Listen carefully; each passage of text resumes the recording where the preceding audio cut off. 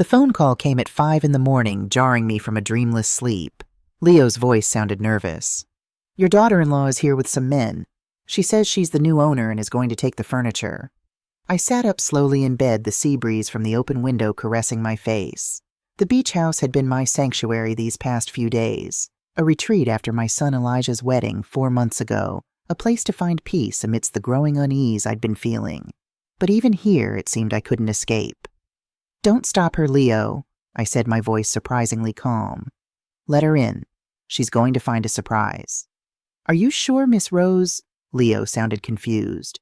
"Completely sure. Just make sure she signs the log with her full name and ID number." I hung up and immediately opened the security camera app on my phone. 3 weeks ago, I had installed tiny cameras throughout my apartment, in the living room, kitchen, bedrooms, even by the main entrance. No one knew about them. Not Elijah, not Rebecca, not even my friend Claire. They streamed everything directly to the cloud, capturing every movement, every word. The image appeared on my screen. There she was, Rebecca Tiara, my daughter-in-law of just 4 months, standing in the lobby of my building with 3 burly men in moving company uniforms. One carried empty boxes, another checked something on a clipboard. Rebecca wore workout clothes as if she'd come to exercise, but her face betrayed her anxious, hurried, determined. I watched her speak with Leo, gesticulating wildly, pointing toward the elevator. I couldn't hear her words, but I could read her lips clearly enough. "It's my right. It belongs to me now." I switched to the hallway camera on my floor. Empty and silent, my apartment door still closed. I returned to the lobby view where Rebecca was entering the elevator with the 3 men. Leo remained behind, his face etched with worry. Good man. He'd worked in the building since I moved in 10 years ago, knew my routines, greeted me with respect every day. My heart raced, not from fear, but anticipation. After months of suspicion and self-doubt, I was about to witness the confirmation of everything I'd sensed but couldn't prove. I watched the elevator rise 6th floor, 7th, 8th, 9th, my apartment on the 10th. The doors opened and Rebecca emerged first, followed by the men. She walked directly to my door, pulled a key from her purse, my key, and inserted it into the lock. The image was crystal clear, the hallway camera capturing every detail. She turned the key and opened the door. They all went in and the lights came on. I switched to the interior cameras. There they were in my living room. Rebecca looked around with that calculating expression I'd grown to recognize, evaluating every object, every piece of furniture, mentally pricing my life's possessions. The men waited for instructions. "That sofa first," she ordered, pointing to my leather couch. "And that table. Be careful with the vases, they're expensive." One of the movers hesitated. "Are you sure the owner gave permission?" Rebecca's face hardened. "I am the owner now. My mother-in-law signed everything over to me. That old woman can't take care of these things anymore. It's better they're with me." I remained perfectly still, watching and listening. Old woman. Can't take care. The same phrases I'd heard from her for months, now spoken with the certainty that I wasn't there to contradict her. "What about documentation?" another mover asked. "We usually need to see something in writing." Rebecca pulled a paper from her purse, flashed it quickly without letting them read it. "Here it is. Everything legal. Now move, we need to finish before it gets too late." Before it gets too late. Before the neighbors wake up and ask questions. Before someone calls the police. But it was already too late, because while she directed the men and rifled through my sideboard drawers, the cameras were recording everything, sending automatic alerts to my lawyer, Olivia Reed, and the nearest police station, a system I'd established 3 weeks ago. 3 weeks after the dinner at Elijah's house, where I'd felt strangely ill. 3 weeks after I'd started noticing peculiar things happening. 3 weeks after overhearing Rebecca on the phone talking about speeding up the process. I watched Rebecca enter my bedroom, open my closet, check my vanity table, and reach into my jewelry box. She removed a necklace my late husband had given me for our 20th anniversary, held it to the light, smiled and slipped it into her pocket. "I'll take this too," she murmured. One of the men appeared in the doorway. "Ma'am, there's a lot of stuff here. Are you taking everything?" Rebecca turned. "Everything that's worth anything. My mother-in-law doesn't need it anymore. She's in a better place now." The way she said it chilled me to the bone, as if I were already dead. My life ended, and she was simply collecting her inheritance. I closed my eyes briefly, letting the sound of the sea calm my racing thoughts. When I reopened them, I touched another icon on the app, the one that activated the special recording function that captured conversations, even when people thought they were speaking privately. Rebecca had returned to the living room. She took out her cell phone and made a call. "I'm inside," she said after a moment. "Yes, with the key I got last week. No, she's not here. She's at the beach house as always. This will be quick." She paused, listening to the person on the other end. "No, the tea thing didn't work. She seems to have stopped drinking it, but it doesn't matter anymore." Another pause, then a laugh that made my skin crawl. Obviously, he's not going to like it at first, but when he sees it's already done, what can he do? She doesn't have anyone else. We're her only family. My hand tightened around the phone. The tea thing. Those afternoons at Elijah's house when Rebecca insisted I stay for a snack when she prepared that herbal tea she claimed was good for circulation, for sleep, for nerves. The tea after which I always felt dizzy, confused, nauseous for hours afterward. It wasn't paranoia. It wasn't an old woman's imagination. It was real. Rebecca continued, "Look with what's in here. We can sell at least $20,000 worth. And that's not counting the apartment. When we sell it, that's another $200,000. We'll be set for years and she won't even be able to fight it. By the time she realizes, everything will already be in our names." She hung up and stood in the middle of my living room, looking around with a satisfied, victorious smile. I sat on my bed at the beach house, phone in hand, tears I hadn't realized were forming now rolling down my cheeks. It wasn't about the furniture or the money. It was about the betrayal. It was realizing that my son had married someone capable of this. It was for all those times I'd doubted myself, thought I was exaggerating, told myself I was just a jealous mother-in-law, unable to accept sharing her son. But it wasn't that. Rebecca had planned to rob me. She had tried to poison me. And now she was in my home, touching my things, taking my life piece by piece. I checked the time. 5:25 a.m. The police should have received the alert by now. Olivia, too. At any moment, the tables would turn. But before that happened, I needed to understand how I'd gotten here. How I, a 60-year-old widow who had raised her son alone, worked her whole life, bought this apartment with her own money, had ended up being seen as an obstacle to be removed. It all started 4 months ago when Elijah called to say he'd met someone special. I was at the salon with Claire by my side. Every Thursday afternoon, we went together, our ritual for years. We got our hair done, our nails done, caught up on each other's lives. Claire was 62, 2 years older than me, and a widow too. We'd met in a morning walking group at the park and had been inseparable since. When I saw Elijah's name on my phone, I smiled. My son didn't call as often as he used to, but his calls always brightened my day. "Mom, I have to tell you something," he said, his voice unusually excited and nervous. "I met someone, an incredible woman. Her name is Rebecca. We've been dating for 3 months, and I think she's the one." I sat frozen under the dryer while Claire watched me curiously. 3 months and I knew nothing. 3 months and he'd never introduced her to me. I swallowed the pang in my chest and forced a smile into my voice. "That's wonderful news, Elijah. I'm so happy for you. I want you to meet her. How about dinner at my place on Saturday, you and your friend Claire if she wants to come?" Of course I accepted. He was my son, my only son, the man I had raised alone after his father died of a heart attack when Elijah was just 17. 13 years had passed since then, 13 years in which my life had revolved around ensuring he was okay, that he finished college, got a good job, was happy. Saturday arrived and I went to his apartment with a bottle of wine and a dessert from his favorite bakery. Claire accompanied me, always saying I needed witnesses at important moments in my life. Rebecca opened the door. She was younger than I expected, 32 years old. I would later discover almost 15 years younger than Elijah. Tall, thin, with long dark hair, perfect makeup, expensive clothes. Her smile was dazzling. "Rose, what a pleasure to finally meet you. Elijah talks about you all the time." She hugged me, a long, tight embrace as if we were old friends. She smelled of sweet, strong perfume. Elijah's apartment looked different, more decorated with new cushions on the sofa, pictures on the walls, scented candles. The table was set with placemats and cloth napkins I didn't recognize. "Rebecca has a great eye for decorating," Elijah said proudly, appearing from the kitchen. Dinner was well presented, but bland meatloaf salad, roasted potatoes. I ate and smiled and complimented everything because I saw how Elijah watched her, waiting for my approval. Throughout dinner, Rebecca dominated the conversation. Her job at an advertising agency, her plans to open her own business someday, how wonderful Elijah was, how happy she was to have met him.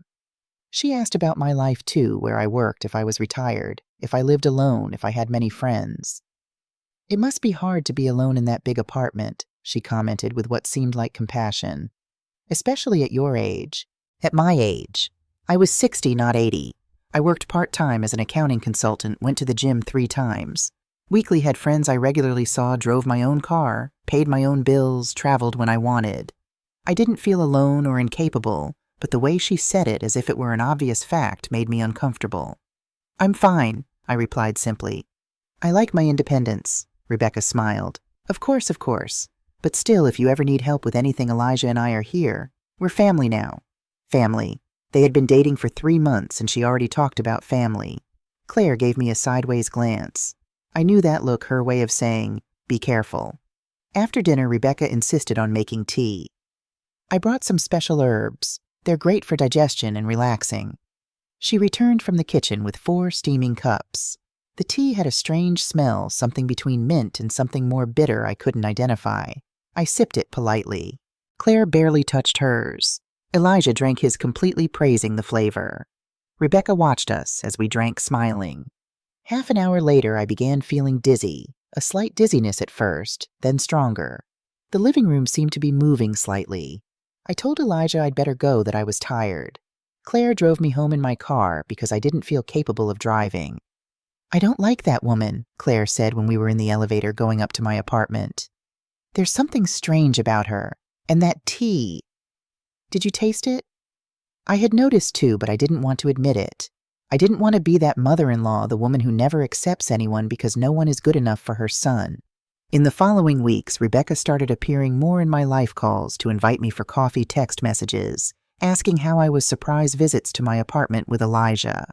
Always friendly, always smiling, always with that tone of concern that seemed genuine but made me feel watched. Are you eating well, Rose? You look a little thin. Are you sleeping enough? You have dark circles. Isn't it a lot for you to live alone on a 10th floor? What if something happens and no one finds out? Each comment was like a drop of water. One alone meant nothing but accumulated. They began to make a whole. Elijah changed too. He started repeating Rebecca's phrases. Mom, are you sure you're okay? Rebecca says she sees you looking tired. Mom, wouldn't it be easier if you lived in a smaller place? Mom, you should think about the future, about what will happen when you can't take care of yourself anymore. I was 60 years old. I worked, went out, traveled, but suddenly they were making me feel as if I were on the verge of incapacity. A month later, Elijah called with more news. They were getting married in 3 months. Rebecca had already planned everything, a small intimate wedding, just close family and a few friends. I, of course, would contribute to the expenses. I was the mother of the groom. It was my responsibility. I contributed $5,000 money I had saved for years, set aside for emergencies or a special trip. But it was my son's wedding. How could I refuse? The wedding was beautiful. Rebecca wore a stunning white dress that, according to Elijah, had cost $3,000. There were flowers everywhere, live music, expensive food. I smiled in the photos, hugged my son, welcomed Rebecca to the family. But during the reception, I overheard something that froze my blood.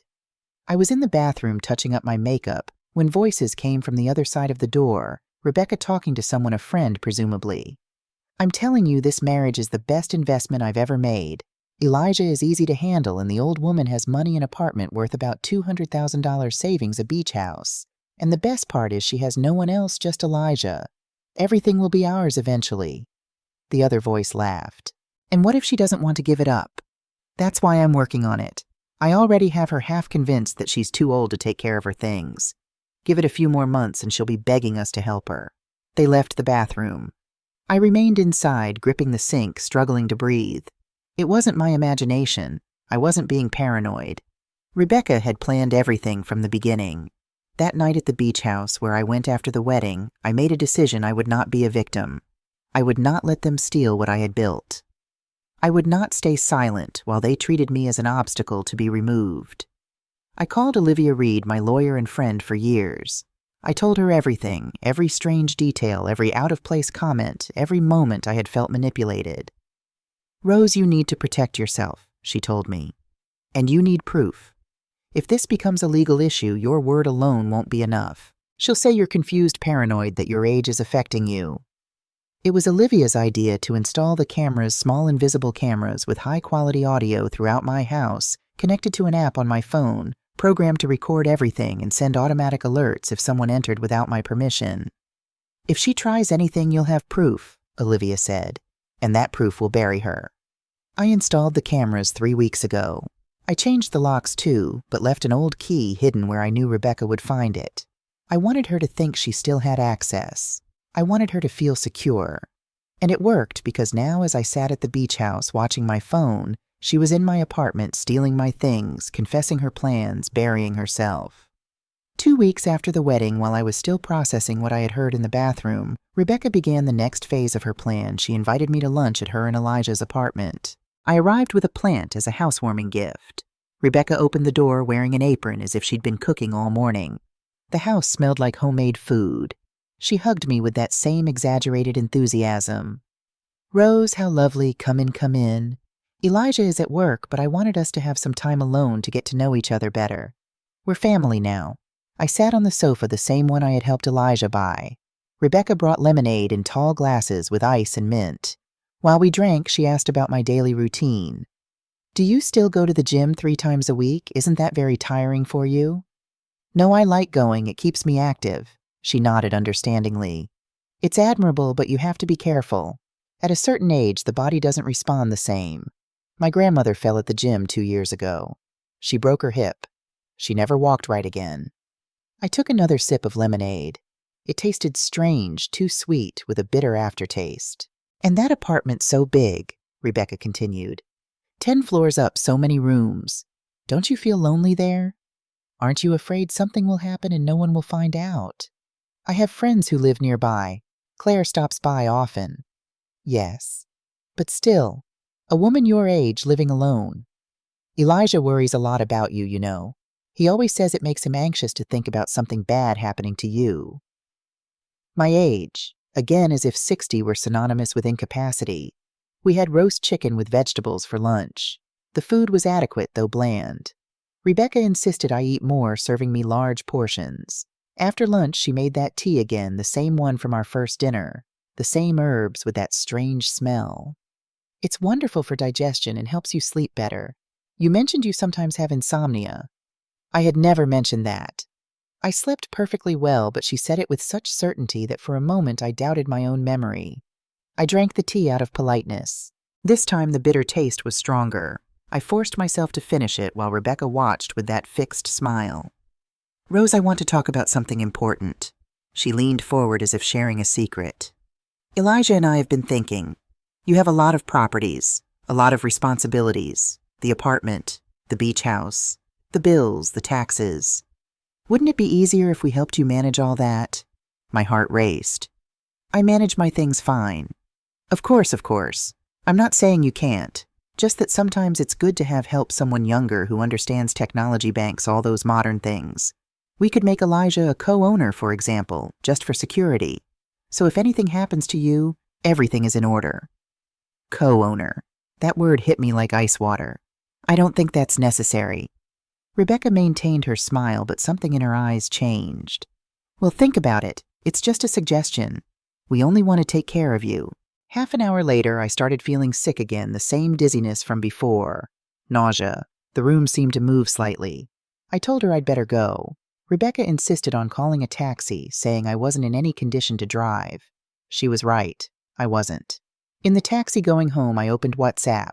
I had messages from my gym friends, group photos of Claire in the park, a video of my niece from Spain, real people, real life, reminding me that I wasn't alone or useless, as Rebecca wanted me to feel. The following days, Rebecca's calls and messages intensified. "Good morning, Rose. Good afternoon. How did you sleep? What did you do today?" Every message disguised as concern, but feeling like surveillance. Elijah also started asking strange questions. "Mom, did you pay the electric bill this month, and the water, are you sure?" As if suddenly I were incapable of remembering to pay bills I had handled for 40 years without issue. One afternoon, I was in the living room with Claire when Rebecca showed up unannounced. She rang the bell, came up without permission, and arrived at my door with a grocery bag. "I brought you a few things, fruit, bread, milk. I was passing by and thought of you." Claire was sitting in my living room. She looked at Rebecca with that expression of distrust I knew well. "How nice," I said, taking the bag. I hadn't invited her in, but she entered anyway. What a huge apartment. She walked through the living room, looking at everything touching the furniture. And these paintings, they must be valuable. They were my husband's. Beautiful. It must be hard to keep all this clean, so many rooms, so many things. Haven't you thought about simplifying, selling some things, moving to something smaller, more manageable? Claire stood up. Rose manages her house perfectly. Rebecca looked at her as if she had just noticed her presence. Of course, I'm just saying that sometimes less is more, especially as one gets older. Getting older, as if I were on the verge of senility. After she left, Claire exploded. That woman is a viper. Don't you see what she's doing? She's undermining you little by little, making you doubt yourself, preparing the ground for something. I know, I finally admitted. I heard something at her wedding. She married Elijah for the money for my properties. Claire was silent for a moment. And what are you going to do? I don't know yet, but I need to be smart. If I confront her now, she'll deny everything. She'll say I'm paranoid, that my age is affecting me, and Elijah will believe her. She has him that controlled. Claire nodded. Since they got married, Elijah is a different person. He repeats everything she says. He looks at you differently, like you're a burden. The next day, Rebecca sent another message. We need to talk about something important. Can you come to dinner tonight? I went against my better judgment. I went because I still had that sliver of hope that I was wrong, that Rebecca really did care, that my son hadn't traded me for a woman who only saw dollar signs where there should be family. Dinner was tense. Elijah was quiet. Rebecca talked nonstop. After dessert, she pulled out some papers. Rose, we prepared something. She put them on the table. It's a power of attorney. Simple, nothing complicated. Just so Elijah can help you with your bank accounts, the payments, the properties. You just have to sign here. I looked at the papers. My name was written there. Blank spaces for my signature. Legal words I barely understood. I'm not signing anything without my lawyer reviewing it first. Rebecca's face hardened for a fraction of a second before the smile returned. Of course it's smart to be careful, but this is just to make things easier for you, so you don't have to worry about anything. I'm not worried. I manage my things fine. Mom? Elijah finally spoke, his voice tired. We're just trying to help you. Why are you making it so difficult? Why was I making it difficult? As if taking care of my own affairs was an act of stubbornness rather than common sense. I stood up. I'm going. Rebecca stood too. It's okay. Take the papers. Think about it. But really, Rose, this is for your own good. We just want to protect you. Protect me. That word haunted me all the way home, because I knew that when people say they want to protect you, sometimes what they really want is to control you. The week after I refused to sign the papers, everything worsened. Elijah stopped answering my calls as frequently. When he did, his answers were short, cold. Rebecca, on the other hand, called me more often, always with that sweet, worried voice that now set my nerves on edge. Rose, Elijah is very sad. He says you don't trust him, that you rejected him when he only wanted to help. I was at the park with my walking group, 5 women between 55 and 68, all widowed or divorced, all independent. We met 3 times a week at 600 a.m. to walk 3 miles around the lake. Afterward, we'd have coffee and catch up. I didn't reject anyone, Ted. I told Rebecca, moving away from the group. I just said I needed to review the papers with my lawyer. That's normal. Yes, but Elijah felt like you don't trust him, like you think he's going to do something bad to you. Rebecca, they're my properties. I have a right to be careful. There was silence. Then her voice changed slightly. Colder. Of course. You're right. Well, I hope your lawyer tells you everything is in order. We just want what's best for you, even if you don't see it that way. She hung up. I rejoined my friends. Sharon Davis, the oldest in the group, looked concerned. Everything okay? My daughter-in-law. Ah, Sharon knew the story. They all did. I had told them everything. That woman needs clear boundaries. I know, but it's hard. Elijah is completely on her side.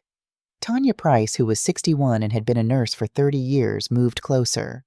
Rose, are you still feeling dizzy after visiting them? Yes. Every time I drink that tea she makes. Don't drink anything else she gives you. Nothing. Not food, not drinks, nothing.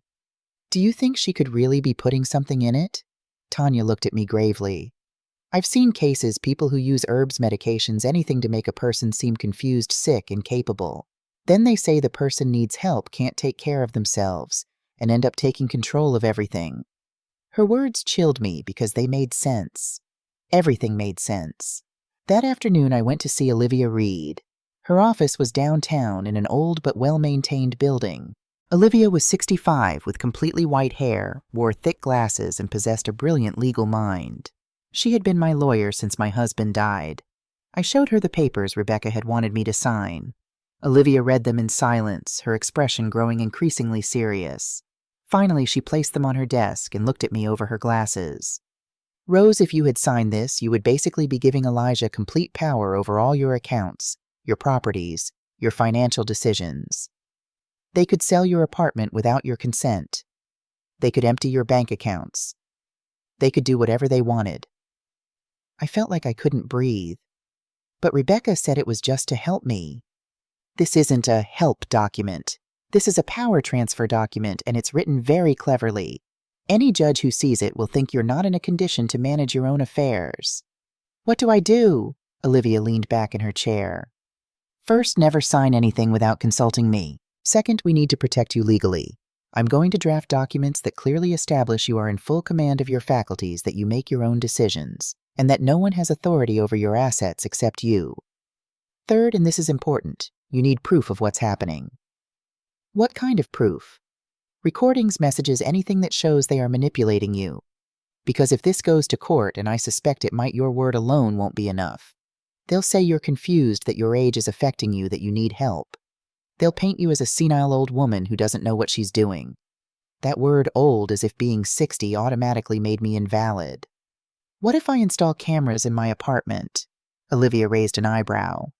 Cameras to record if they try to enter without my permission, or if they say something compromising when they're there. It's your property. You have every right to install security cameras. And yes, they could be useful as evidence. I left her office with a plan. That same afternoon, I searched online and found small wireless cameras with high-definition audio.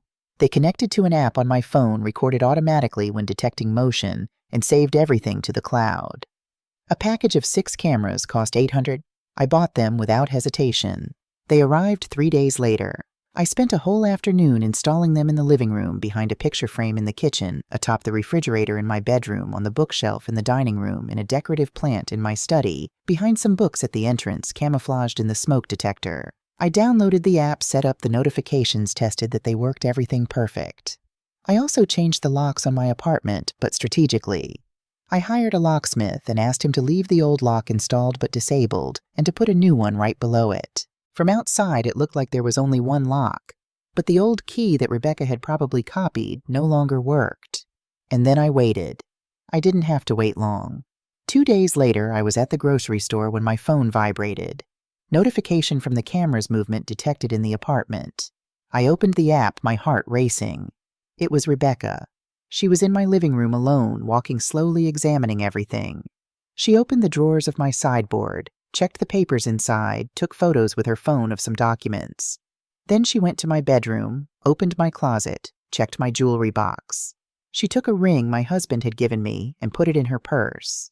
She stayed almost 20 minutes in my apartment, checking, photographing, touching my things as if they were already hers. When she left, I sat in the middle of the grocery store aisle, my shopping cart forgotten beside me, staring at my phone. My hands were trembling. It wasn't paranoia. It was real. Rebecca was planning to rob me. That night, Elijah called. "Mom, Rebecca told me you're not treating her well, that you ignore her calls." "Elijah," I cut him off. "How did Rebecca get into my apartment today?" Silence. "What, she was in my apartment this afternoon. You gave her a key." "She said she needed to pick up something she'd lent you." "I didn't borrow anything from her, and she was going through my drawers, my documents, my personal things. Does that seem normal to you?" "Mom, don't start with your theories. Rebecca wants to help you, and you just push her away. You're being paranoid." "Paranoid, Elijah, I have cameras. I recorded her going through my things, taking photos of my documents, stealing a ring." Another longer silence. "Cameras? Since when do you have cameras?" "Since I started to suspect something wasn't right." "This is ridiculous. You're spying on your own family. Mom, I think you need help. Professional help. Maybe talk to a doctor about this. A doctor. They wanted to declare me incompetent, mentally ill. How convenient. I don't need a doctor, Elijah. I need you to understand that your wife is not who you think she is. I'm not going to listen to this. Rebecca is my wife, and if you can't accept her, then maybe we need to take some distance. He hung up, leaving me with the phone in my hand in my empty apartment, feeling like everything was collapsing. My only son had just chosen a woman he'd known for months over the mother who had raised him alone for 13 years. But I wasn't going to give up. I called Olivia. I told her everything. I sent her the camera videos. This is perfect, she said. We have evidence of breaking and entering. And if she stole something, it's theft, too. Rose, you've got her. And now what? Now we wait. Let her believe she's in control. Let her keep making moves. The more she does, the more evidence we have. It was the hardest advice to follow because every fiber of my being wanted to confront her, to scream at her, to show her that I knew. But I stayed quiet and waited. The ultimate humiliation came at the family lunch Rebecca organized 2 weeks later. She called me on a Tuesday morning, her voice cheerful, as if nothing had happened, as if I didn't know she had entered my apartment without permission, stolen my ring, photographed my documents. Rose, I want us all to get together this Sunday, a family lunch. I'm going to invite my mother and my brother, too. It'll be nice for you to meet them. I almost declined, but then I remembered Olivia's words. Let her believe she's in control. The more she does, the more evidence we have. All right, I'll be there. Perfect. And Rose, please bring the documents for the beach house. Elijah and I want to help you organize the tax papers. You know how those things get complicated at a certain age. At a certain age. Every time she said it, it felt like a small blow. On Sunday, I arrived at her apartment at noon. I rang the doorbell, and Rebecca opened wearing an elegant dress, perfect makeup, a radiant smile. Rose, so good to see you. Come in, come in. In the living room were Elijah, an older woman I assumed was Rebecca's mother, and a young man in his 30s who must have been the brother. There was also another couple I didn't recognize. These are Raymond and Helen Ortega, my aunt and uncle, Rebecca explained. I sat on the sofa. Rebecca's mother looked me up and down with an expression I couldn't decipher. The brother barely greeted me, just nodded while checking his phone. Rebecca brought wine. I politely declined and asked for water. I wasn't going to drink anything she gave me. I had learned that lesson. During lunch, Rebecca dominated the conversation. She talked about her business plans, about how well Elijah was doing at work, about how happy they were together. I ate in silence, answering only when directly asked something. After dessert, Rebecca changed her tone. Well, now that we're all family, there's something important we want to share. She looked at Elijah. He looked uncomfortable, but nodded. We've been worried about Rose. All eyes turned to me. Lately, we've noticed she's very forgetful, Rebecca continued with that soft, worried voice. She forgets things. She gets confused with dates. The other day, she called me thinking it was Thursday when it was Sunday. That was a lie. It had never happened. And she's been very paranoid, she added. She installed cameras in her apartment because she thinks someone is spying on her. She accuses us of things we haven't done. Rebecca's mother made a pitying sound. Poor thing. It's normal at that age. My mother was the same before we had to put her in a home. I felt the heat rise to my face. I'm not confused. And I installed the cameras because someone entered my apartment without my permission. Rebecca looked at me with an expression of infinite patience, the way one looks at a child who is talking nonsense. Rose, I came in because you had told me I could stop by to pick up that book you lent me. Don't you remember? I never lent you any book. See? Rebecca looked at the others. This is what I'm talking about. She doesn't remember things. Elijah intervened. Mom, we're worried. Living alone in that big apartment isn't safe for you anymore. You've had falls. I have never fallen. You fell in the bathroom 2 weeks ago. You told me on the phone. That wasn't true either. I had never said that. Rebecca's brother spoke for the first time. Look, ma'am, I know it's hard to accept, but my grandmother was the same. She started by denying anything was wrong, and she ended up lost on the street, not remembering her address. I stood up. I'm not going to stay here and listen to this. Rebecca stood up too. Rose, please sit down. This is important. We love you. We want to help you. That's why we prepared a solution. She pulled papers from a folder on the table, different from the first time.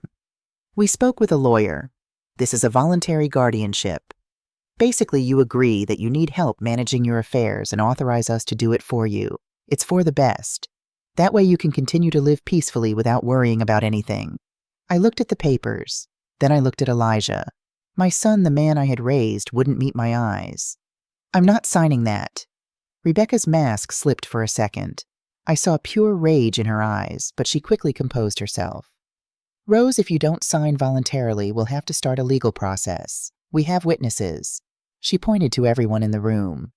Everyone here can confirm that you're not well, that you're confused, that you need help. A judge will order a psychological evaluation, and when that evaluation shows you can't take care of yourself, they'll assign you a guardian anyway. It's better if it's family, don't you think? It was a trap. A perfect trap. If I signed, I lost everything. If I didn't sign, they would force me legally, and they had witnesses willing to lie for her. I felt something break inside me. It wasn't fear. It wasn't sadness. It was a cold, absolute clarity. I need to go to the bathroom. Rebecca smiled. Of course it's the first door on the left. I went to the bathroom. I locked the door. I took out my phone and texted Olivia. They're trying to force me to sign a guardianship. They have false witnesses. I need help. Her response came immediately. Don't sign anything. Get out of there. I'm starting legal action right now. We have the recordings. This is coercion. I took a deep breath. I splashed water on my face. I looked at myself in the mirror and saw a 60-year-old woman. Tired, yes. Scared too. But not defeated. I left the bathroom. Everyone was waiting for me in silence. I'm not signing, I said in a clear voice. And if you try to force me, my lawyer will take legal action against all of you for coercion and fraud. Rebecca stood up. Fraud, how dare you? I know exactly what you're doing. I know you entered my apartment without permission. I know you stole my ring. I know you've been making things up about me to make it seem like I'm incapacitated. And I have proof of everything. The room fell into absolute silence. Elijah finally looked at me. Mom, what are you talking about? Ask your wife about the gold ring she took from my jewelry box 2 weeks ago. Ask her about the photos she took of my documents. Ask her about her phone conversations where she talks about my apartment as if it's already hers. Rebecca laughed nervously. This is ridiculous. Elijah, do you see what I'm talking about? She's delusional. I have recordings, I said simply. Cameras with audio all over my apartment, recording every time someone enters, saving everything to the cloud, and my lawyer has copies of everything. I turned to Elijah. Son, I love you, but your wife married you for money, for my properties, and she has been trying to make me seem incapable so she can take it all. That's not true. Rebecca's voice was sharp now. Elijah, don't believe her. She's sick. She's seeing things that don't exist. But Elijah was looking at me differently, as if he were finally seeing something that had been there all along. I grabbed my purse. I'm leaving, and the next time someone enters my apartment without my permission, I'll call the police. I left. No one stopped me. In the elevator going down, my hands were shaking. I had broken the silence. I had shown my cards. I had no choice. Outside in my car, I sat for a long time. The phone rang. It was Claire. How was lunch? Horrible. I'll tell you later. Are you okay? No, I wasn't okay, but I was going to be. I drove to the beach house, my hands still trembling on the steering wheel. The confrontation at Rebecca's apartment had left me drained yet strangely empowered. For months, I'd endured her subtle manipulation, those small comments about my age, my abilities, my independence, each one a needle prick barely noticeable alone but agonizing in their accumulation. Now I'd finally stood up for myself. My phone buzzed repeatedly with messages from Elijah. I ignored them all. I needed space to think, to plan my next steps. The game had changed now that I'd revealed my hand. Rebecca knew I had evidence. She would be desperate, and desperate people are dangerous. At the beach house, I double-checked the locks and drew the curtains. Though I loved the ocean view, security now took precedence over scenery. I called Olivia and recounted everything that had happened at the lunch. They had a whole group of false witnesses ready to testify about my supposed confusion and forgetfulness. Rebecca's mother, brother, even an aunt and uncle I'd never met before. It was an ambush. Olivia's voice hardened with professional determination. This crosses into criminal territory. Attempted coercion, at minimum possibly conspiracy to defraud. I'm filing for an emergency protective order first thing tomorrow morning. I made tea, real tea, not Rebecca's mysterious herbal blend, and sat on the porch, listening to the waves crash against the shore. The rhythmic sound had always calmed me, even in my darkest moments after my husband's death. I needed that peace now more than ever. My phone rang again. Not Elijah this time, but Claire. "I've been worried sick. You said lunch was horrible, then nothing for hours." I told her everything, the false witnesses, the guardianship papers, my outburst. "You did the right thing," Claire assured me. "Some battles need to be fought out loud, but what's your plan now? You can't hide at the beach house forever." That night I barely slept, my mind racing with possibilities and fears. What would Rebecca do next? How had my son been so thoroughly deceived? The camera app remained open beside my pillow, ready to alert me if anyone entered my apartment in the city. The alert came just after 3 a.m., motion detected in the apartment. I sat up immediately, heart pounding, and tapped the app. The night vision camera showed a figure moving through my living room. Rebecca. She was alone this time, and she looked frantic, opening drawers, checking behind picture frames, looking under furniture. She was searching for the cameras. I watched as she found one behind a bookshelf and ripped it from the wall, crushing it under her heel. Then another in the kitchen. She missed the ones in the bedroom and bathroom, and the critical one hidden in the smoke detector that was currently capturing her destruction of evidence. I called Olivia despite the hour. "She's in my apartment right now destroying my cameras." "Record everything. I'm calling the police to your address." I watched mesmerized as Rebecca continued her frenzied search. When she'd destroyed 3 cameras, she pulled out her phone and made a call. "I found some of them, but I don't know how many there are." Her voice was urgent, pitched higher than usual. "No, he's still not answering my calls. I don't know what he believes. This is falling apart. We need to move faster." 15 minutes later, flashing lights appeared on the camera feed. Police officers entered my apartment with flashlights. Rebecca froze like a deer caught in headlights. "Ma'am, we received a report of breaking and entering at this address." Rebecca's face transformed instantly from panic to poised indignation. "There must be some mistake. This is my mother-in-law's apartment. I'm just picking up some of her medication she forgot." "At 3 in the morning, do you have a key?" "Of course." She gave it to me. Rebecca held up the key, the one that shouldn't have worked with my new locks. One officer looked around the apartment, noting the remains of the smashed cameras on the floor. "Ma'am, can you explain what happened to these devices?" Rebecca feigned confusion. "What devices I just got here?" I felt a surge of vindication watching her lies fall flat in real time. Then a chill ran through me as Rebecca tried a new tactic. "Listen, my mother-in-law isn't well. She's been exhibiting signs of paranoia, installing cameras everywhere, accusing family members of stealing from her. We're in the process of getting her help." The officer's face remained impassive. "Ma'am, we have a report that you don't have permission to be here. Is the owner currently on the premises?" "No, she's at her beach house, but I have her permission to be here any time. We'll need to verify that." To my surprise, the officer pulled out his phone and called me directly. Olivia must have given them my number. "Mrs. Rose, this is Officer Daniels with Boston PD. We're currently at your apartment with a woman who claims to be your daughter-in-law. Do you know she's there?" I gripped the phone tightly. "Yes, I can see her on my security cameras right now. She does not have permission to be in my home, especially at this hour. She's destroyed several of my security cameras already." "You can see this happening now?" "Yes, officer. I installed security cameras after previous unauthorized entries. The footage is stored on a cloud server that my lawyer has access to as well." I heard Rebecca protesting in the background, still insisting she had my permission. The officer returned to the phone. "Mrs. Rose, would you like to press charges?" I hesitated only briefly. "Yes, for breaking and entering and destruction of property." The camera feed showed Rebecca's face contorting with rage as the officers informed her she was under arrest. They read her rights as they handcuffed her, her protests growing louder and more desperate. "This is ridiculous. She's confused. She doesn't know what she's saying. Call my husband. Call Elijah." As they led Rebecca away, I noticed one officer collecting the broken pieces of my cameras as evidence. I finally allowed myself to breathe normally again. Round 1 to me. I dozed fitfully until sunrise, then called Olivia with the news.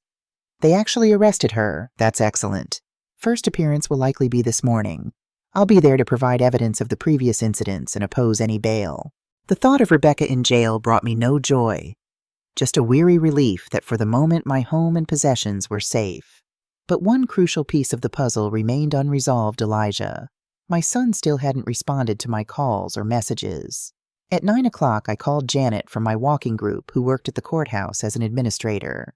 I need to know when Rebecca Tiara's bail hearing will be today. Janet didn't ask questions, one of the qualities I valued most about her. Let me check. Looks like she's on the docket for 11 a.m., Judge Hernandez presiding. I decided to attend. I needed to face this situation head-on, not hide at my beach retreat, while others determined my fate. I dressed carefully in a tailored navy pantsuit that I'd worn to business meetings before retirement clothes that projected competence, not frailty. The courthouse was busier than I expected for a Monday. I spotted Olivia waiting outside the courtroom, her white hair impeccably styled, her briefcase overflowing with documents. Rose, I didn't know you'd be here. I need to see this through. Has there been any word from Elijah? Olivia's expression answered before her words did. Nothing. He hasn't returned my calls either. Inside the courtroom, I sat quietly in the back row. Several cases were called before Rebecca's.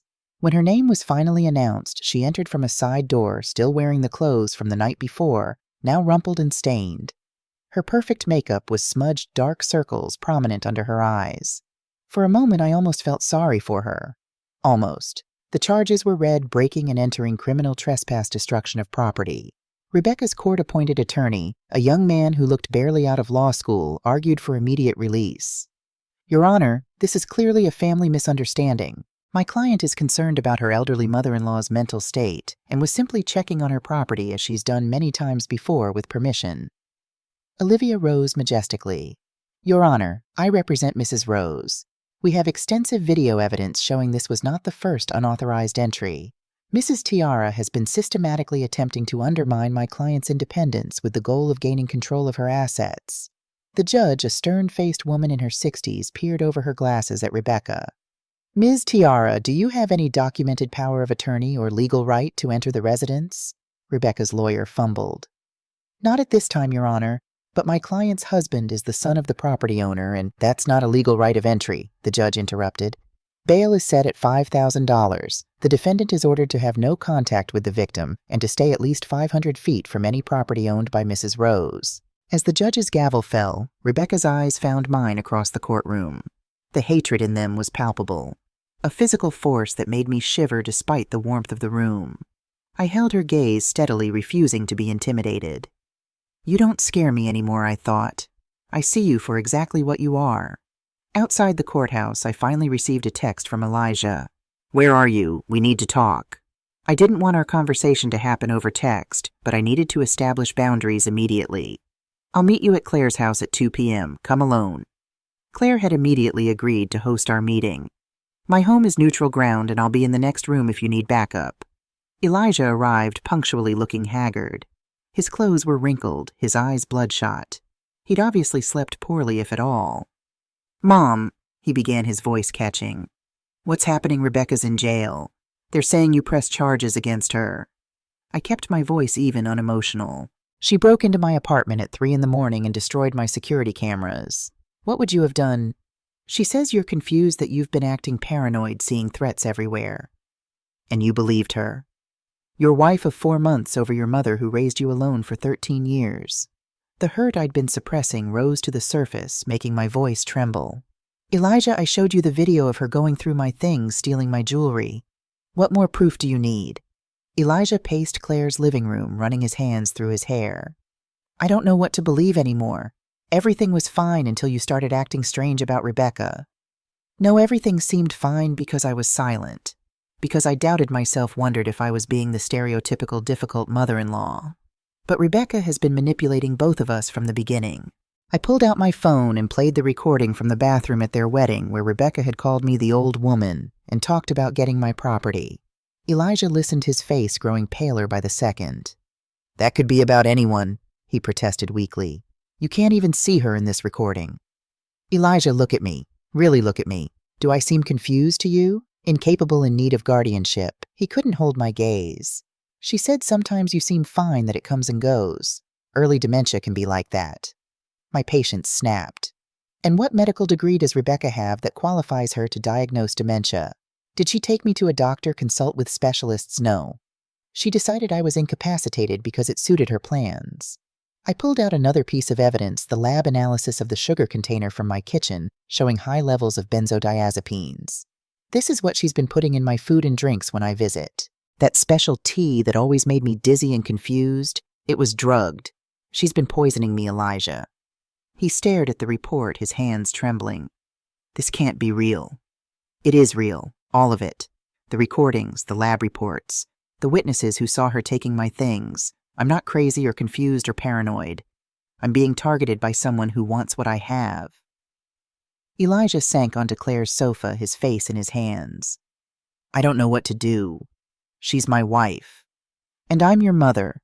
The woman who worked 2 jobs to put you through college, who never missed a single baseball game, who taught you that honesty and integrity matter above all else. I sat beside him, not touching, maintaining the distance his betrayal had created. What happened to the values I raised you with? I love her, he whispered, as if that explained everything. Do you? Or do you love who you thought she was? I kept my voice gentle despite my anger. The Rebecca you fell in love with doesn't exist, Elijah. She's a character created to get close to your family's assets. He looked up sharply. What are you saying, that she only married me to get to your money? That's ridiculous. I'm not exactly broke myself. No, but you're not wealthy enough for her ambitions. Your apartment that I helped you buy, your modest salary, those were just stepping stones. She wanted the big prize, my apartment, my beach house, my savings. You make her sound like some kind of con artist. Because that's exactly what she is. I showed him the video from earlier that morning, Rebecca frantically searching for cameras, making that telling phone call about moving faster. Elijah watched in silence, the evidence becoming too overwhelming to deny. When the video ended, he sat motionless, staring at nothing. What happens now? He finally asked, his voice hollow. That depends on you. Rebecca will likely be released on bail today. She's facing criminal charges for breaking and entering, plus the destruction of my cameras. And once the investigation includes the drugged sugar attempted poisoning, will be added to the list. She'll go to jail. It wasn't a question, but a dawning realization. Probably yes, and she deserves to. But what matters to me is what you're going to do, Elijah. He looked at me, confusion evident in his eyes. What do you mean?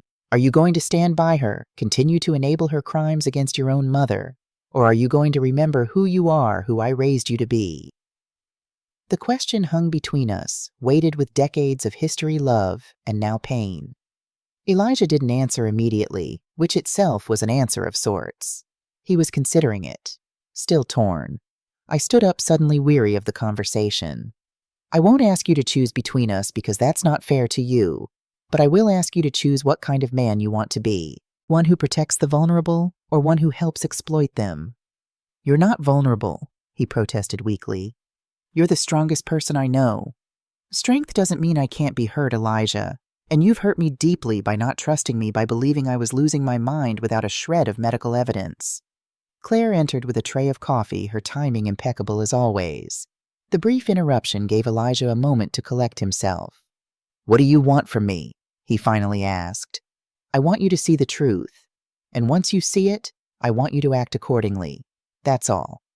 I accepted a cup from Claire, grateful for the warmth between my hands. The rest is up to you.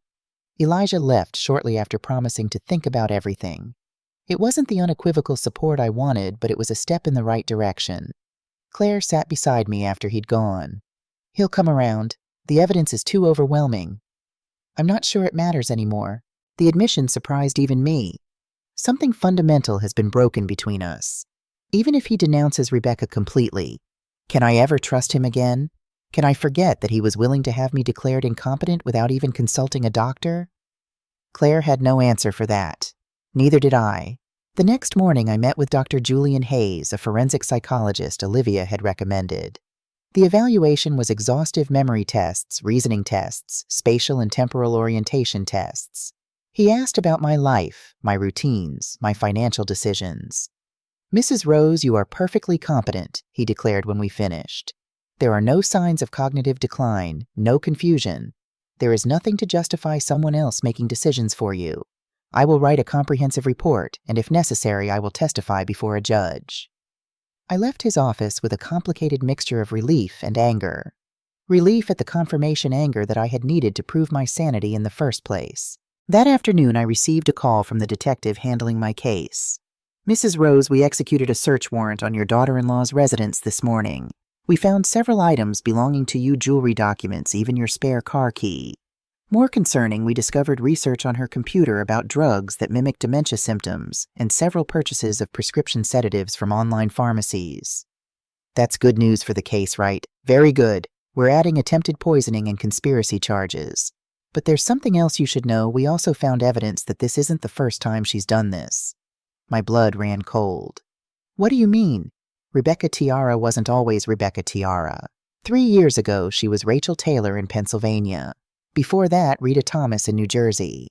In both cases, she cultivated relationships with older individuals, gradually isolated them from family, and eventually gained control of their assets. Was she ever convicted? No. In both cases, the victims either died or were declared incompetent before they could testify. You're the first to catch her in the act with solid evidence." After hanging up, I sat in stunned silence. This woman had been targeting vulnerable elderly people for years, moving from state to state, changing her name to avoid detection. And she had nearly succeeded with me. I thought about how close I had come to doubting myself completely. How the constant small remarks about my age, my memory, my abilities had begun to wear me down. How without Claire and my other friends, I might have eventually given in, believing I truly needed someone else to manage my affairs. That evening, as I prepared dinner at the beach house, a car pulled into the driveway. Elijah. He came alone as requested. The kitchen filled with the aroma of roasting chicken, as we really talked for the first time in months. The detective called me. He began his fingers nervously tracing patterns on the kitchen table. Showed me everything they found, her other identities, the other victims. I continued slicing vegetables, saying nothing. "I feel like such a fool, Mom. Such an absolute fool. You were manipulated by someone who's had years of practice." I kept my voice neutral, neither absolving nor condemning. "She targeted you specifically because of me, because of my assets. You were just the gateway." "That doesn't make it better." Elijah's voice broke. "I should have trusted you. I should have at least questioned her claims about your mental state. Instead, I just accepted everything she said." I set down my knife and turned to face him fully. "Why, that's what I can't understand. You've known me your entire life. You've seen me manage my career, my finances, our family, all on my own after your father died. What made you so quick to believe I was suddenly incapable?" Elijah couldn't meet my eyes. She was so convincing, so concerned, and maybe part of me wanted to believe it. "Why would you want that?" His answer sliced deeper than any betrayal had yet. "Because if you needed me, really needed me, then I'd have a purpose again. I'd matter in a way I haven't since Dad died." The silence stretched between us, broken only by the ticking of the kitchen timer. "Elijah, you have always mattered to me. Always." I returned to my vegetables, needing the simple, repetitive motion to steady myself. "But that doesn't mean I need to be diminished to make you feel important." "I know that. I do." He passed a hand over his face. "I filed for divorce. Started the paperwork today." I nodded, acknowledging the information without commenting. The timer dinged, and I busied myself with the oven. "Where do we go from here?" he asked as I set the chicken on the counter to rest. I considered the question carefully, wanting my answer to reflect my true feelings, not just what was easiest to say. "I don't know, Elijah. Trust once broken isn't easily repaired. I love you. I will always love you. But I don't know if I can ever fully trust you again." "I understand." He nodded slowly. "I wouldn't trust me either." We ate together, the conversation turning to safer topics. His work, my friends' memories of times before Rebecca entered our lives. It wasn't forgiveness, not yet. But it was a beginning. After Elijah left, I walked along the shore, letting the cold waves wash over my feet. The stars spread across the sky, countless pinpricks of light in the darkness. I felt small beneath them, yet somehow stronger than I'd been in months. Tomorrow I would return to the city. I would meet with Olivia to prepare for Rebecca's upcoming trial. I would continue with the psychological evaluations, the documentation, the legal process of protecting myself and my assets. I would face whatever came next with the same determination that had carried me through 60 years of life's challenges. Because while Rebecca had seen me as just the old woman, a convenient obstacle to remove, she had fundamentally misunderstood something crucial. With age comes not just wisdom, but resilience. Not just knowledge, but strength. Not just patience, but the absolute certainty of one's own worth. I am Rose, 60 years old, widow mother, friend, independent woman, and I will not be erased. The morning of Rebecca's trial dawned clear and bright, a stark contrast to the turbulent emotions churning inside me. 2 months had passed since her arrest, 2 months of depositions, evidence reviews, and preparation. Today would determine whether justice would prevail, or if Rebecca would somehow manipulate her way out of consequences once again. I dressed with deliberate care. A charcoal gray suit, pearl earrings my late husband had given me for our 30th anniversary, hairstyled in a simple but elegant updo. The mirror reflected a woman who appeared composed, professional, dignified, exactly the impression I wanted the jury to see, not the confused, incompetent person Rebecca had tried to portray. Olivia met me at the courthouse steps, her white hair gleaming in the morning sun. "Ready for this?" "As ready as I'll ever be." I smoothed my jacket, steadying my hands. "Is Elijah coming?" "He's been subpoenaed as a witness. He'll be here." The courtroom filled quickly. Local media had picked up the story, widow targeted in elder fraud scheme, and several reporters sat in the back row, notebooks ready. I recognized Rebecca's mother and brother on the opposite side, their expressions cold when our eyes met briefly.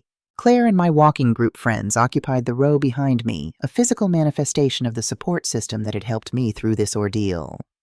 When Rebecca entered with her attorney, I was struck by the transformation. Gone were the designer clothes and perfect makeup. Instead, she wore a modest navy blue dress, her hair pulled back in a simple ponytail, her face bare of cosmetics. She looked younger, more vulnerable, a carefully crafted image for the jury's benefit. Her eyes found mine across the room just for a moment, and in that instant, I saw the mask slip.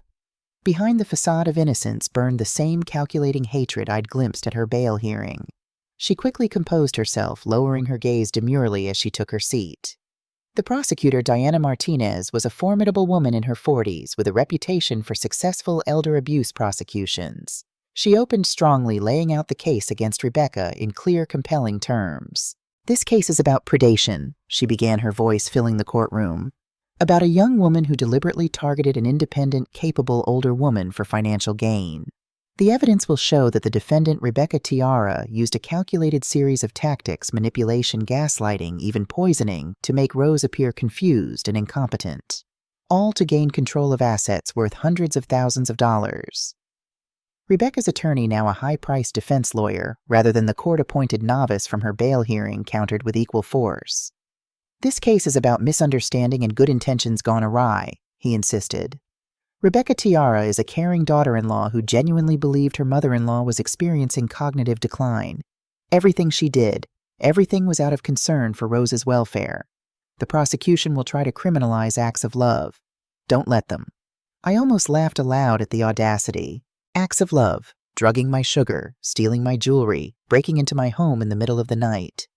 The prosecution called me as their first witness. As I took the stand, I felt the weight of the moment. Everything depended on how credible, how competent I appeared to these 12 strangers who would determine Rebecca's fate, and by extension, my own future security. Diana Martinez established the background efficiently, my career, my widowhood, my independent life before Rebecca entered the picture. Then she moved to the heart of the matter. "When did you first begin to suspect something was wrong in your relationship with the defendant?" I recounted the wedding bathroom conversation, the growing frequency of comments about my age and capabilities, the strategic manipulation of Elijah's perceptions. "And did you experience any unusual physical symptoms after spending time with the defendant?" "Yes. After drinking tea she prepared, I often felt dizzy, disoriented, confused. These symptoms would last for hours." Martinez moved methodically through the evidence, the security camera footage, the lab analysis of the sugar, the unauthorized entries into my apartment, the attempted coerced guardianship signing. During cross-examination, Rebecca's attorney tried to undermine my testimony with insinuations rather than direct accusations.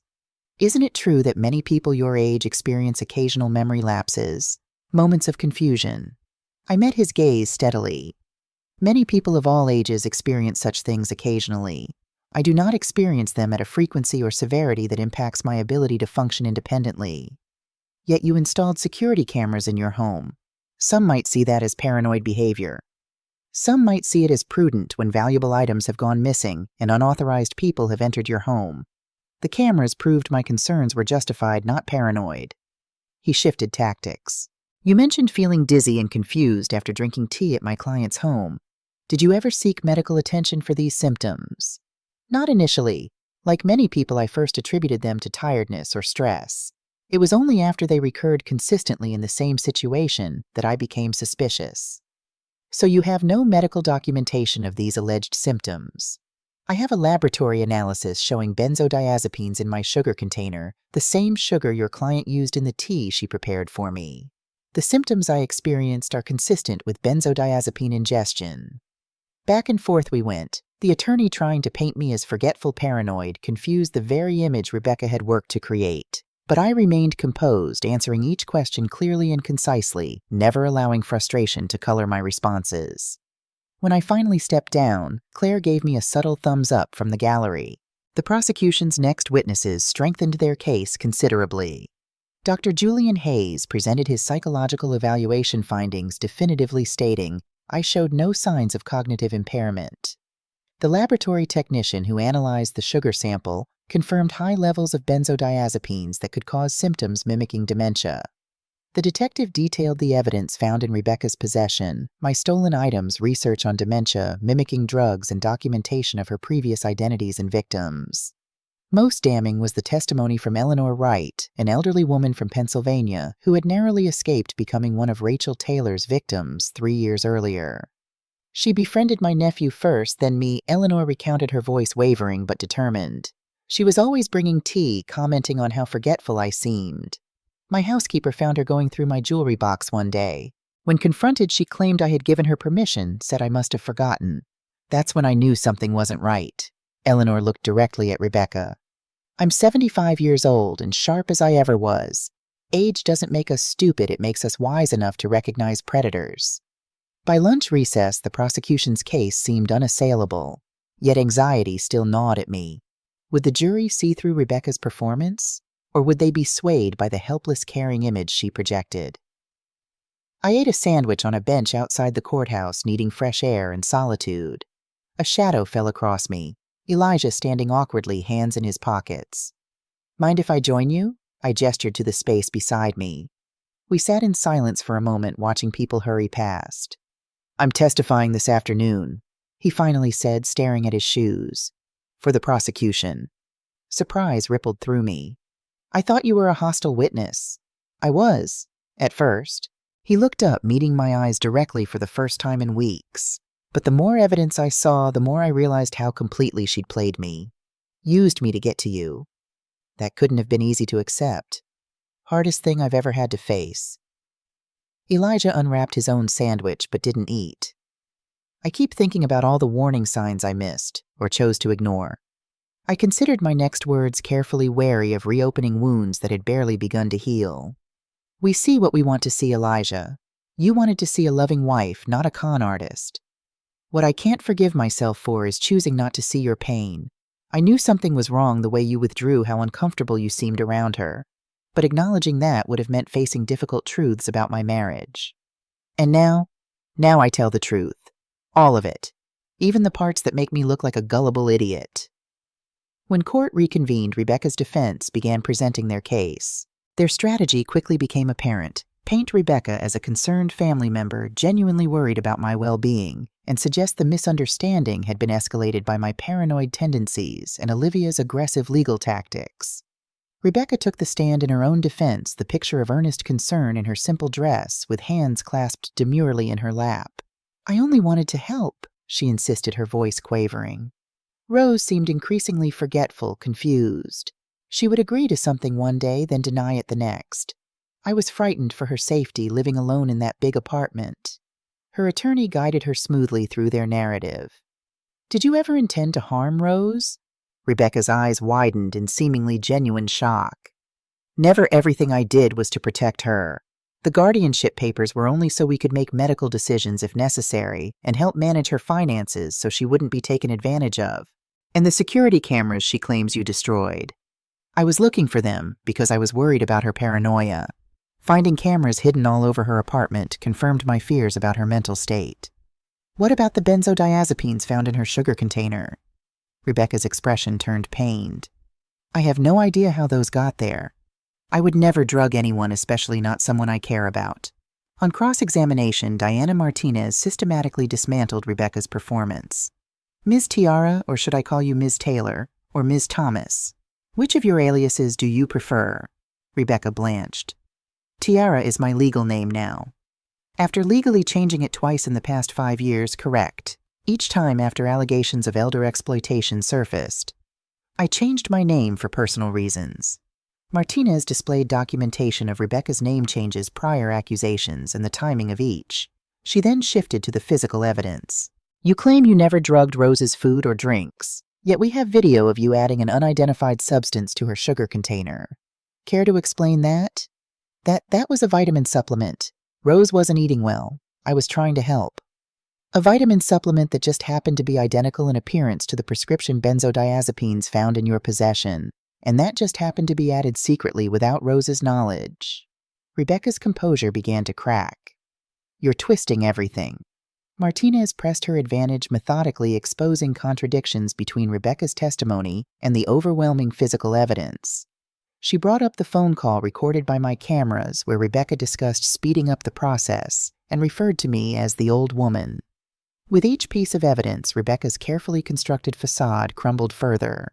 By the time Elijah took the stand as the prosecution's rebuttal witness, Rebecca's credibility lay in tatters. I had worried about how he would handle testifying against his wife, but he spoke with a quiet dignity that surprised me.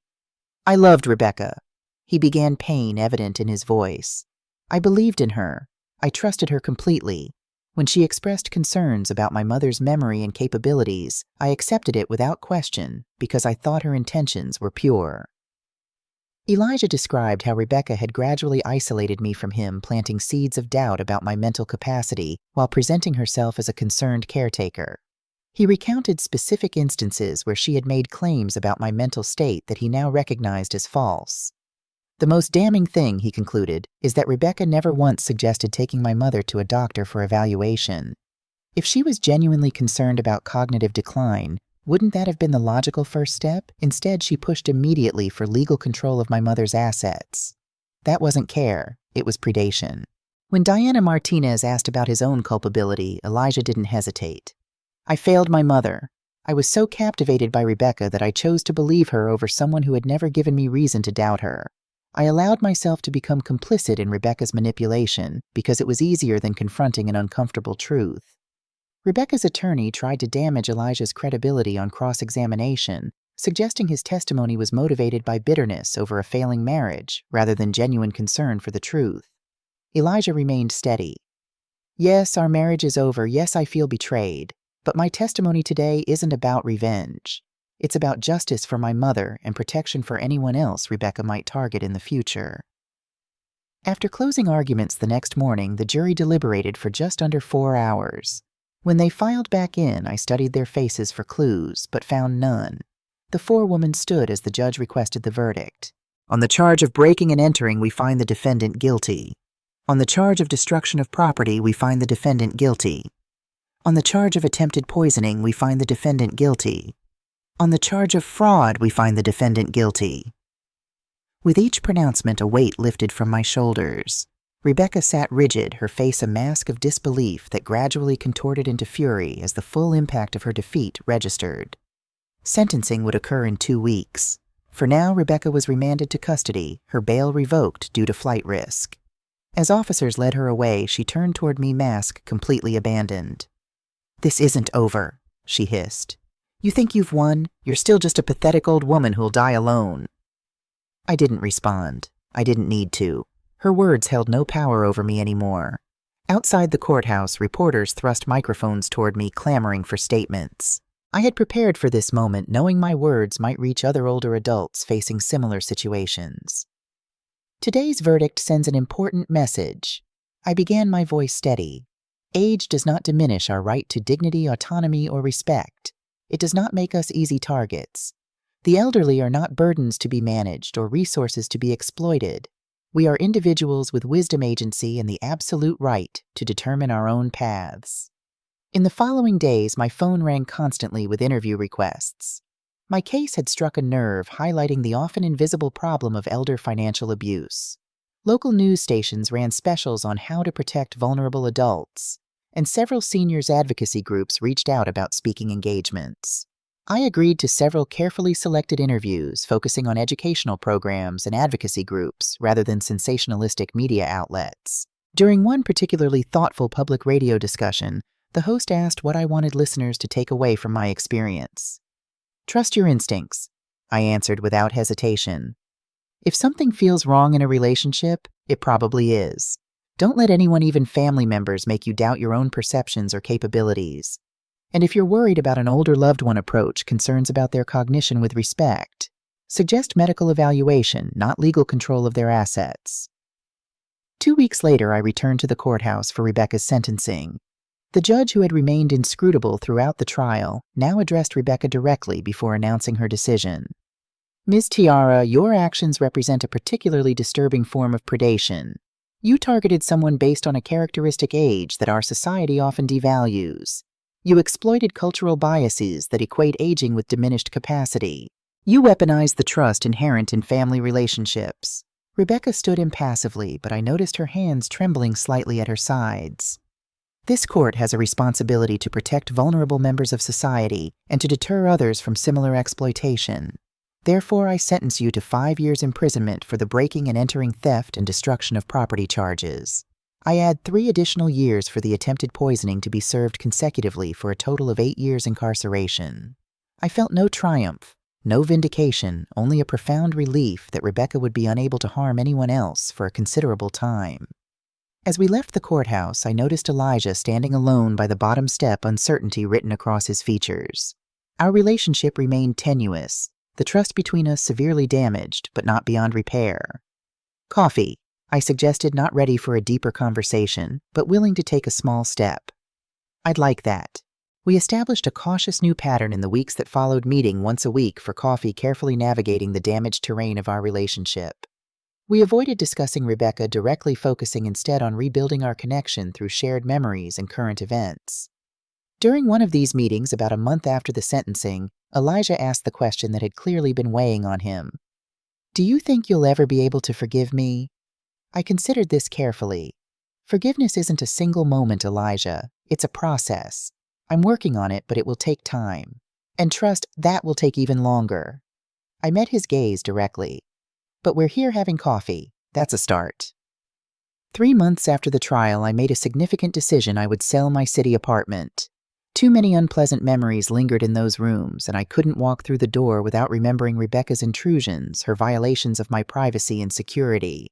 With Olivia's help, I found a modern 2-bedroom condo in a secure building closer to the park, where my walking group met each morning. The building had excellent security, an active community of residents spanning various ages, and was within walking distance of Claire's home. The move represented not just a change of address, but a symbolic fresh start. As I packed my belongings, I was surprised by how little I wanted to keep. The furniture Rebecca had coveted so openly now seemed tainted by her greed. I donated most of it to a women's shelter, keeping only a few cherished pieces with sentimental value: my husband's reading chair, the dining table where Elijah had done his homework, the bookcase my father had built. The detective handling my case called with an update as I was sorting through my jewelry. "We've been working with authorities in Pennsylvania and New Jersey to build cases against Rebecca or Rachel Taylor and Rita Thomas, as she was known there, for her previous elder fraud attempts. The evidence from your case has been instrumental in reopening those investigations." "Will there be additional charges?" "Most likely. The statute of limitations hasn't expired on either case, and we've identified a potential 3rd victim in Florida from 5 years ago. Rebecca Tiara had a pattern, and you broke it." I found this news oddly comforting, not because I wished additional punishment on Rebecca, but because it validated my experience. I hadn't been paranoid or overreactive. I'd been targeted by a practiced predator. During this period of transition, I also updated my legal documents with Olivia's guidance. We created ironclad protections for my assets and healthcare decisions, establishing clear protocols that would come into effect if I ever did experience cognitive decline in the future. This isn't just about protecting yourself from predators, Olivia explained as we reviewed the documents. It's about maintaining your autonomy under any circumstances. These directives ensure your wishes will be respected even if you can't advocate for yourself someday. After careful consideration, I named Claire as my healthcare proxy and gave Elijah limited power of attorney, carefully structured with oversight provisions and regular reviews. It was a gesture of cautious trust, an acknowledgement of our healing relationship without naivete about human fallibility, including my son's. "Are you sure about this?" Elijah asked when I informed him of my decision. "After everything that happened." "I'm not giving you control, Elijah. I'm giving you a defined role with specific limitations and safeguards. There's a difference." He nodded slowly, understanding the message behind my words. Trust must be earned back gradually through actions rather than promises. 6 months after the trial, an unexpected opportunity emerged from my experience. The director of a senior resource center had heard me speak at a community forum and approached me afterward. "Your story resonated with so many people in that room," she said. "Would you consider running a workshop on financial security and fraud prevention for our members?" I agreed without hesitation, drawing on my accounting background and recent experiences to create a comprehensive presentation. The workshop filled to capacity with attendees ranging from retirees to adult children concerned about their aging parents.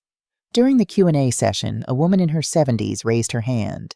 "How do you distinguish between legitimate concern from family members and manipulation? My daughter keeps suggesting I sell my house and move in with her. I'm not sure if she's worried about me or my property." Her question struck at the heart of the issue. Many older adults face the blurry line between protection and control. Ask yourself this: is she suggesting options or making decisions? Is she concerned about your welfare or your assets? And most importantly, is she respecting your autonomy throughout the conversation? The workshop led to others, and soon I found myself speaking regularly at senior centers, retirement communities, and caregiver support groups throughout the region. Through these engagements, I connected with other survivors of elder fraud, and we formed an informal support network that gradually evolved into a more structured organization. Elders Empowered focused on education, advocacy, and peer support. 1 year after the trial, Claire approached me with an idea that would further transform my post-Rebecca life. "We should start a consulting business," she proposed over lunch. "Financial literacy and estate planning specifically for older women." "Why just women?" I asked, intrigued by the concept. "Because we're the ones most likely to end up managing finances after never having done so before. Think about it, how many women our age were raised to let their husbands handle the money. Then suddenly they're widowed or divorced with assets they don't know how to manage, and children or others eager to help them."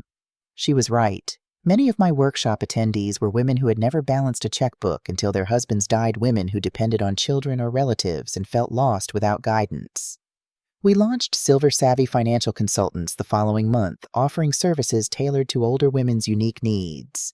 We helped them understand their resources, create sustainable plans, and protect themselves from exploitation. Claire handled the marketing and client relations while I focused on the financial education and planning aspects.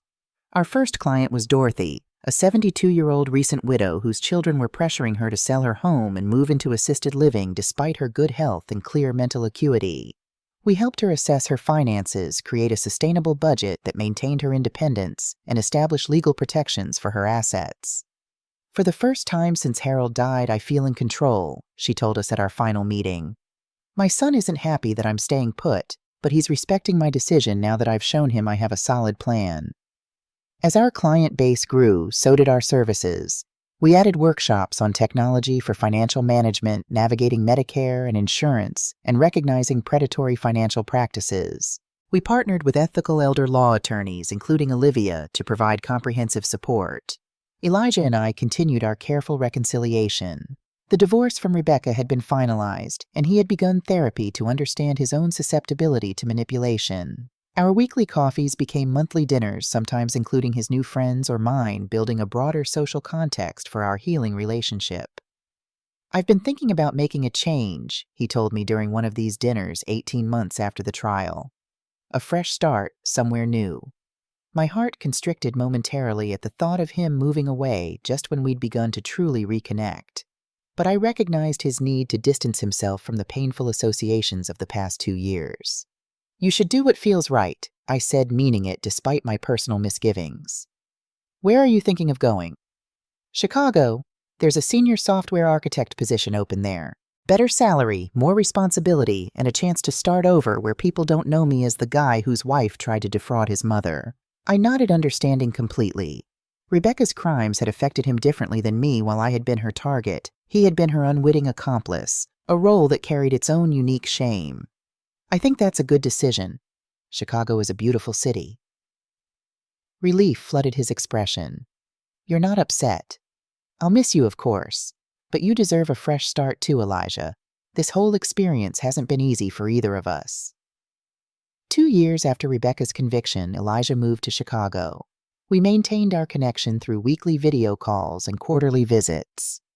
During his first Christmas in Chicago, I flew out to see his new apartment and life. It was strange being the visitor rather than the host, but it also represented a healthy evolution in our relationship.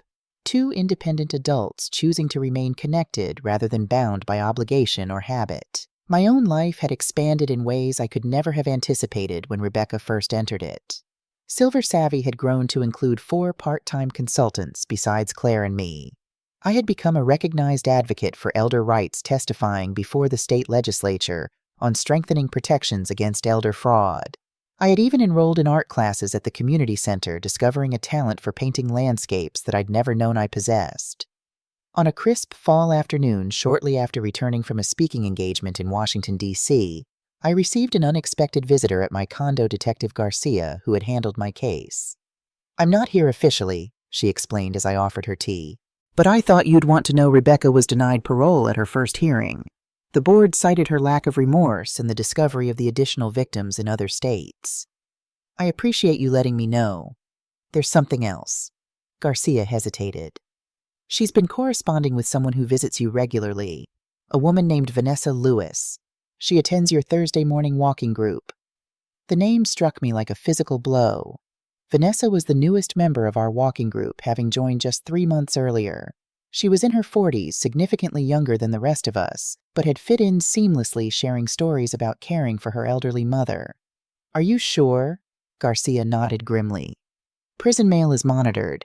Rebecca's been getting detailed information about your movements, your business, even the security system in your building." The realization was chilling.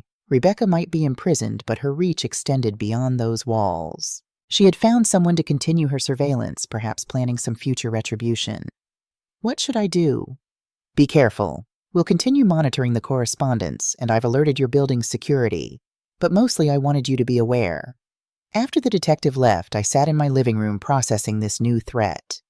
My first instinct was fear to withdraw, cancel my walking group, limit my public appearances. But as the initial shock faded, a different emotion emerged: determination. Rebecca's continued efforts to intimidate me only proved one thing: she still saw me as a threat, still feared my influence. And perhaps she was right to do so, because the woman I had become in the wake of her betrayal was indeed powerful, not despite my age, but because of it. Because of the wisdom, resilience, and clarity of purpose that my 62 years had bestowed upon me. I picked up my phone and called Claire. "We need to talk about Vanessa Lewis." Together, we devised a plan to protect ourselves and our walking group without surrendering the life I had built. We would be vigilant, but not fearful, cautious, but not controlled. The next morning, I joined my walking group as usual, minus Vanessa, who had been politely but firmly removed from our contact list. As we circled the park lake, I shared a simplified version of what I'd learned, warning them to be careful about new acquaintances who showed unusual interest in me or my schedule. "That's absolutely diabolical," Sharon exclaimed, her pace quickening with indignation. "To think we welcomed her into our group." "The important thing is that we know now," Tanya pointed out practically. "And knowledge is protection." As we completed our circuit, the rising sun painting the lake in shades of gold and pink, I felt a profound sense of gratitude for these women who had stood by me through the darkest period of my life. They had believed me when others doubted, supported me when I wavered, celebrated with me when I triumphed. "Same time tomorrow?" I asked as we reached our starting point. "Always," they chorused. Later that afternoon, I received a message from my niece in Spain, sending photos of her newborn baby girl, a grandniece I planned to visit the following spring. Another message followed from the Elders Empowered group, confirming our meeting with state legislators the next month to discuss strengthened protections against elder fraud. My calendar for the coming weeks overflowed with appointments: a consultation with a potential client, my painting class dinner with Claire, a speaking engagement at a senior advocacy conference, my monthly video call with Elijah. My life had expanded in ways that would have seemed impossible during those dark days when Rebecca was working to diminish me. That evening, I stood before my easel, working on a seascape inspired by the view from my beach house. With each brushstroke, I added depth texture movement to the canvas. The painting would never be perfect. Perfection wasn't the goal. The goal was expression growth, the joy of creation. As I mixed colors for the sunset reflecting on the water, I thought about the strange, twisted path that had led me here. Rebecca had entered my life as a destroyer, intent on reducing me to a convenient stereotype of confused old age. Yet her attempt to destroy me had instead catalyzed a renewal. In fighting to protect myself, I had discovered strengths I hadn't known I possessed. In reaching out for help, I had formed connections that enriched my life immeasurably. In sharing my story, I had found purpose in preventing others from suffering similar exploitation. The painting before me took shape not just a seascape, but a visual representation of my journey. The turbulent waves in the foreground, the steady lighthouse on the distant shore, the vast sky opening above. Chaos, stability, possibility, all coexisting in the same frame. Rebecca's words from the courthouse echoed in my mind. "You're still just a pathetic old woman who'll die alone." How little she had understood. Yes, I was an older woman. Yes, I lived alone. But pathetic never. And alone was not the same as lonely. My life was rich with purpose, connection, and meaning, the very elements her empty existence lacked. I signed the finished painting and stepped back to assess it. Not perfect, but authentic, like the life I had built in the aftermath of betrayal. A life defined not by what had been done to me, but by what I had chosen to do in response. In those dark days when Rebecca was working to make me doubt myself, to diminish me to a convenient stereotype of confused old age, I had nearly lost sight of my own capabilities, my own worth. The woman standing before this canvas, now confident, engaged, purposeful, would be unrecognizable to the Rebecca who had dismissed me as the old woman who can't take care of herself. As I cleaned my brushes and prepared for bed, my phone buzzed with one final message of the day, an email from a women's shelter director asking if I would speak to their residents about financial independence after crisis. I replied with an immediate yes, already mentally outlining key points I wanted to share. The irony wasn't lost on me. Rebecca had sought to strip me of my independence, my dignity, my voice. Instead, she had inadvertently amplified all three, transforming me from a private citizen into an advocate whose voice now reached thousands. At 62 years old, I had learned the most important lesson of my life. For decades, I had dedicated myself to caring for others, my husband during his illness, Elijah, as he grew anyone who needed me. But finally, after all those years of outward focus, I had learned who truly deserved the greatest care, the fiercest protection, the most unwavering advocacy. Me. The discovery wasn't selfish, it was foundational. By valuing myself enough to fight for my own dignity and rights, I had become better equipped to help others do the same. By refusing to be diminished by someone else's narrative about my worth, I had gained the authority to challenge those narratives wherever they appeared. Tomorrow would bring new challenges. Vanessa's connection to Rebecca, the ongoing expansion of Silver Savvy preparation for my legislative testimony. But tonight, I stood in my own space, surrounded by evidence of a life reclaimed and reinvented. The paintings lining my walls. The calendar filled with meaningful engagements. The messages from people whose lives had been touched by my story. The business I had built with Claire. The healing, if changed, relationship with my son. The advocacy work that might protect countless others from experiencing what I had endured. This was what Rebecca had failed to understand about age. It isn't a descent into irrelevance, but an ascent to clarity. At 62, I had the wisdom to recognize manipulation, the courage to confront it, and the resilience to emerge stronger. I had learned to distinguish between genuine care and control disguised as concern. I had discovered that boundaries aren't selfish but essential, that self-advocacy isn't pride but preservation. As I turned out the lights and prepared for sleep, I felt neither bitter about the past nor anxious about the future. Rebecca had taken nothing from me that truly mattered, not my independence, not my dignity, not my capacity for joy. In fact, her attempt to diminish me had only revealed how truly undiminishable I was. Tomorrow I would wake at dawn, meet my walking group, proceed through a day filled with purpose and connection. I would continue building the life I had chosen brick by deliberate brick. I would use my voice to speak for those still finding theirs. I would treasure my hard-won wisdom and share it generously with others. And in doing so, I would offer the most powerful rebuttal possible to Rebecca's schemes. Her lies, her fundamental misunderstanding of my worth, not through bitterness or revenge, but through a life well lived on my own terms. For in the end, that is the truest victory, not merely surviving betrayal, but flourishing in its aftermath. Not just reclaiming one's story, but authoring an entirely new chapter, more authentic and powerful than anything that came before.